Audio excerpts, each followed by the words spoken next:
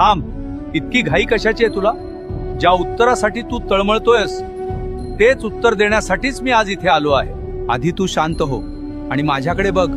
तुला फक्त तुझे रिकामे हात दिसले, पण त्या रिकाम्या हातांनी जेव्हा जेव्हा तू माझ्या पायरीला स्पर्श केलास तेव्हा तुझ्या नशिबातले कितीतरी काटे मी उपसून काढले. हे तुला दिसलं नाही. मी तुला रिकाम्या हाताने परत पाठवलं, कारण मला तुला चिल्लर नाही द्यायची होती. मला तुझी पात्रता इतकी वाढवायची होती की त्यात माझं यश मावेल. जर मी तुला पहिल्याच दिवशी सर्व दिलं असतं तर आज तू माझ्या दारात नसतास. तुझे पाय मातीला लागावेत, तुला माणुसकी कळावी म्हणून मी तुला इतके दिवस फिरवलं. पण आता तुझी परीक्षा संपली आहे, कारण आता मी जे देणार आहे ना ते सावरताना तुझे हे 2 हात सुद्धा अपुरे पडतील.